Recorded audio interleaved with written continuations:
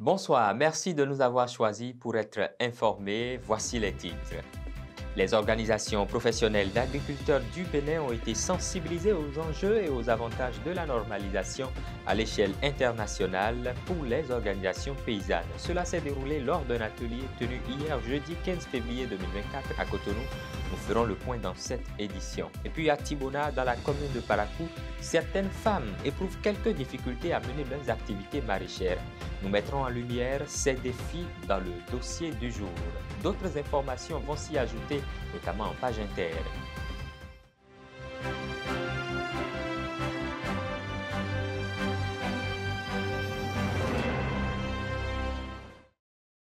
Bienvenue à tous.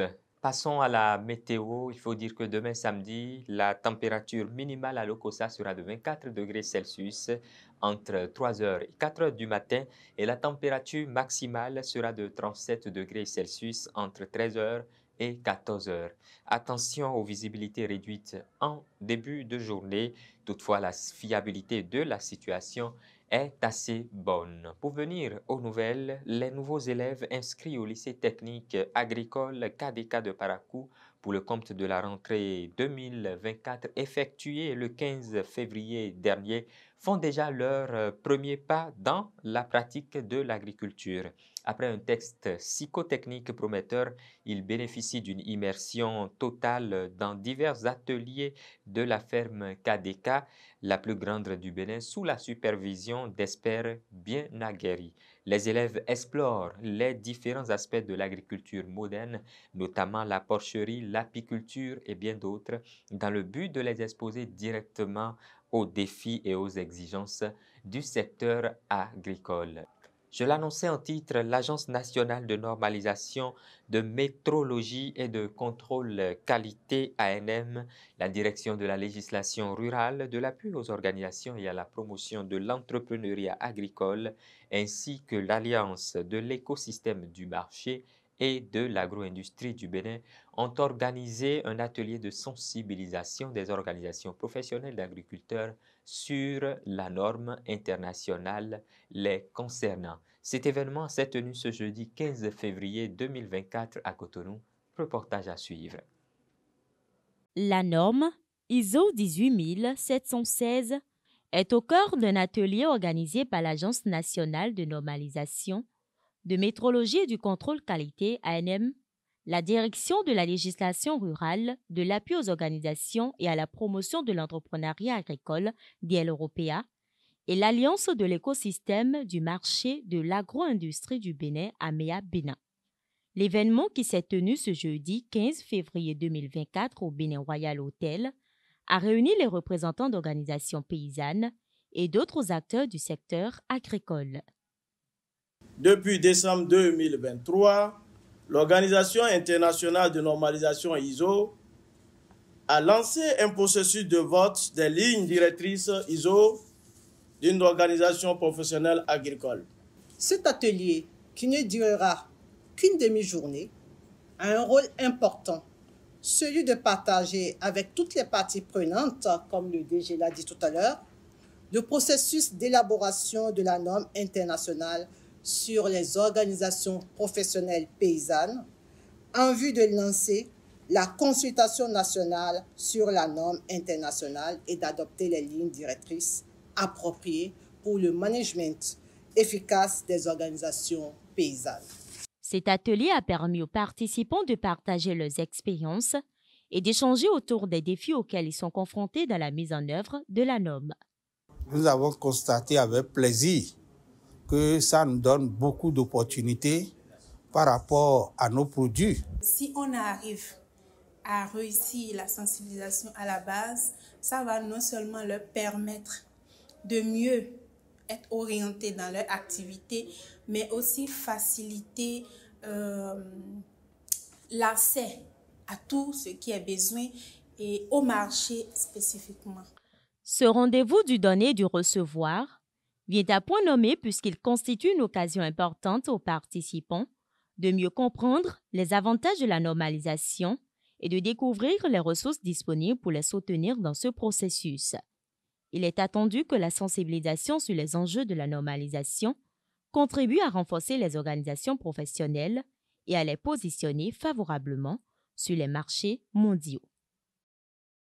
Parlons environnement dans cette édition. La lutte contre l'utilisation des sachets non biodégradables reste un défi permanent pour l'État béninois, malgré l'adoption en décembre 2017 d'une loi interdisant la production, la commercialisation et l'utilisation de ces sachets. Les résultats semblent encore insuffisants sur le terrain. Alors, des voix se font entendre, dont celle de Barnabé Roncarin, docteur en géographie et en gestion de l'environnement, qui fait quelques recommandations. Suivons-le. Si aujourd'hui, on a encore des sachets plastiques non biodégradables qui sont sur le marché, c'est que on peut dire qu'il y a d'un côté une faille dans le système de suivi ou bien dans le système de contrôle des marchandises importées vers notre pays et d'un autre côté un manque de sensibilisation des acteurs qui utilisent les sachets plastiques non biodégradables. La loi est allée jusqu'à dire que lorsque vous êtes dans un véhicule, vous jetez par-dessus le bord un sachet plastique non biodégradable, vous, aussi bien vous que le chauffeur de ce véhicule, vous êtes passible de peine. Est-ce que les chauffeurs le savent? Est-ce que chacun de nous, on est conscient de ça? Voyez l'attitude du Béninois. Lorsque vous achetez même pour 5 francs, pour 10 francs, pour 25 francs, on vous sert dans un sachet plastique. Est-ce que c'est biodégradable? Est-ce que c'est non biodégradable?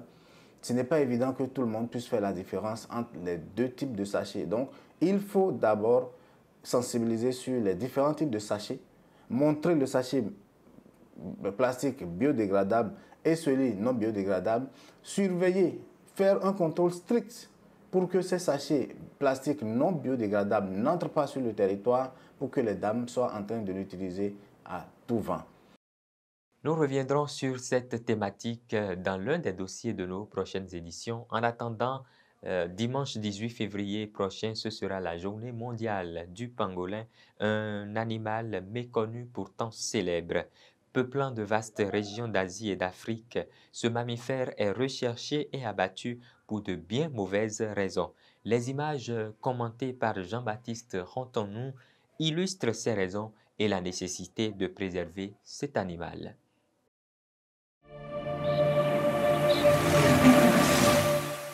« 18 février 2024, c'est le jour décidé par les Nations Unies pour célébrer les pangolins, une espèce aujourd'hui menacée d'extinction. En 2019, cet animal va devenir le mammifère le plus braconné au monde, avec 1 million d'individus tués ces 10 dernières années. Animal au physique atypique et aux caractéristiques surprenantes, son cuir est très recherché. Fortement utilisé dans la médecine traditionnelle, le pangolin est généralement traqué pour ses écailles.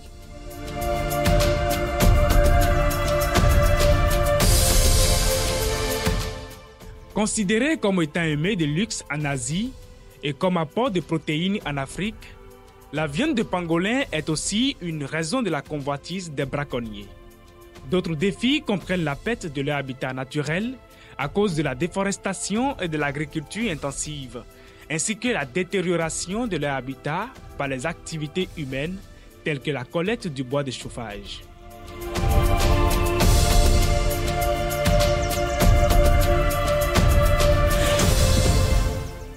Pour lutter contre cette crise et assurer la survie à long terme de ces espèces, un effort doit être fait au niveau mondial et surtout local. Les perspectives d'avenir pour la conservation des pangolins dépendent de la mise en œuvre efficace des mesures proposées. Une meilleure coopération entre les autorités gouvernementales, les organisations non gouvernementales et la communauté internationale pourrait aider à renforcer les efforts de conservation existants et à mettre en œuvre de nouvelles mesures efficaces.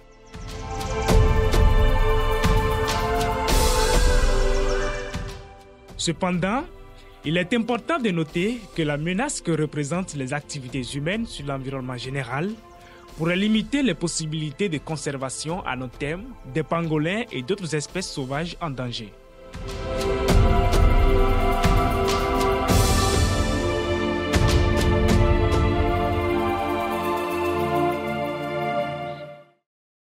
Rendons-nous à Parakou pour parler de l'irrigation des cultures maraîchères. Dans les pratiques de certains maraîchers de la région, il est courant d'utiliser les eaux de marigot pour arroser les cultures. Est-ce vraiment efficace?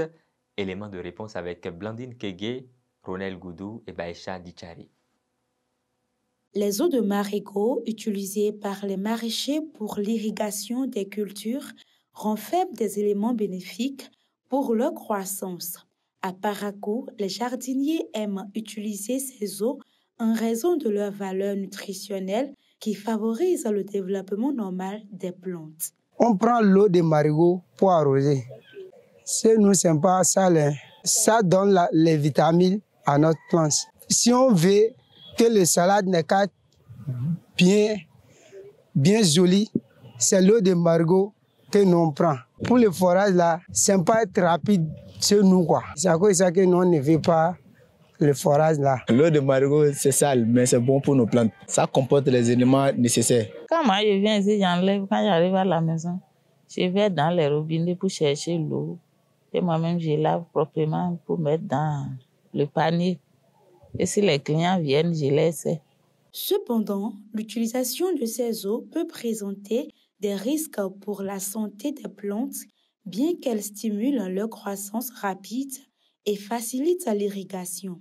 C'est une eau sale pour nous, les humains, mais en grande partie, on ne dirait pas que c'est une eau sale pour les plantes qui sont à côté, dont les gens font le jardinage. Il y aura quelques éléments à l'intérieur de l'eau qui pourra nuire aux plantes. Mais je crois qu'avec la décomposition, une fois dans l'eau, ça va réduire l'impact. La plante, pour grandir, a besoin d'être assistée. Et ce n'est pas toujours bon d'utiliser les engrais chimiques qui sont nuisibles à notre santé. Et donc, il faut utiliser de l'engrais naturel ou vert. Il est également important de noter que l'eau des forages peut être utilisée en complément afin de favoriser une croissance naturelle des plantes sans risque de contamination microbienne. Cela garantira des récoltes de fruits et légumes sans toutefois compromettre la santé des consommateurs. Restons à Parakou et toujours dans le même registre pour évoquer le quotidien de quelques femmes qui s'illustrent depuis peu dans la production maraîchère, mais qui ont du mal à mener pleinement leurs activités. Blandine Kégué, Ronel Goudou et Baïcha Dichari nous lèvent un coin de voile sur leur quotidien. Nous nous trouvons à Tipona, l'un des quartiers de la ville de Parakou. Dans cette communauté, les femmes sont principalement engagées dans la culture hors saison. Elles y cultivent des épinards, du crin-crin ainsi que divers autres légumes et fruits. Premièrement, j'avais fait à l'effort avec un peu de crin-crin. Donc, manque de graines a joué sur moi. Les graines que j'avais ne sont plus bonnes. J'ai versé, ça n'a pas poussé. Donc, c'était à l'effort là qui a poussé. Mais les pois ne m'ont pas permis. Ils ont tout bouffé. Donc, je suis obligée de reprendre encore. Je faisais le savon boule, c'est ça que je vendais. J'ai problème de tête. Garde de la soude là, ça a voulu réveiller ma maladie. Donc, j'étais obligée de laisser. La terre ne ment pas. Il n'y a pas un capital dedans. On va toujours gagner pour nous. C'est très difficile si tu n'aimes pas faire le fort. On fait le fort avant de faire. Si tu es même paresseux, tu ne peux même pas le faire.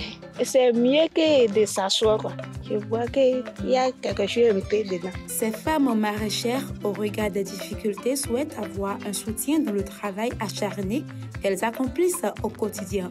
Un appui financier, matériel et ou moral les aiderait à relever les défis auxquels elles font face dans leur activité. On prend l'eau, si c'est bassine, tu trouves avec un petit bol, tu peux prendre l'eau, tu vas porter pour venir. Prends avec un petit bol là, tu prends, tu verses. Mais si tu es arrosoir, tu peux amener arrosoir là-bas, tu enlèves l'eau de là-bas. C'est difficile, ma fille. Le matin, on se réveille pour venir arroser mes plantes. Le soir, à 17h, ou bien 18h, tu viens arroser mes plantes. Je demande aux ONG une aide, des outils et Pour l'eau aussi, tu peux m'aider pour l'eau. Je veux les outils aussi, je n'ai rien. Comme outils de jardin, je n'ai rien. Souvent chefs de famille, ces femmes dépendent entièrement de leur activité maraîchère, ce qui justifie leur dévouement au travail. Elles cultivent avec passion et ont le cœur à l'ouvrage. Chaque jour dès l'aube, elles se rendent dans leurs champs pour cultiver, semer et récolter les fruits et légumes qui seront vendus sur les marchés locaux. En interactualité hors du Bénin, les 14 et 15 février 2024 s'est tenue la 47e session du Conseil des gouverneurs du FIDA sous la thématique l'innovation au service de la sécurité alimentaire de demain. Cette réunion a réuni chefs d'État, ministres, professionnels du développement, experts en innovation et petits producteurs agricoles du monde entier. Ils ont discuté de la manière dont le FIDA et ses partenaires peuvent mieux tirer parti de l'innovation afin de permettre aux communautés rurales de trouver des solutions aux difficultés qu'elles rencontrent et de prospérer dans un monde en mutation rapide. Le FIDA et le groupe de la Banque interaméricaine de développement ont également annoncé qu'une collaboration était à l'étude pour créer des portefeuilles numériques universels adaptés aux besoins des exploitants agricoles. L'objectif est de déployer l'initiative à l'échelle mondiale afin d'accélérer l'inclusion et la résilience des populations rurales et des groupes vulnérables. C'est la fin de cette édition que nous vous remercions d'avoir suivi. Merci de rester connectés à nos canaux digitaux pour la suite de l'information agricole et rurale. Bien à vous.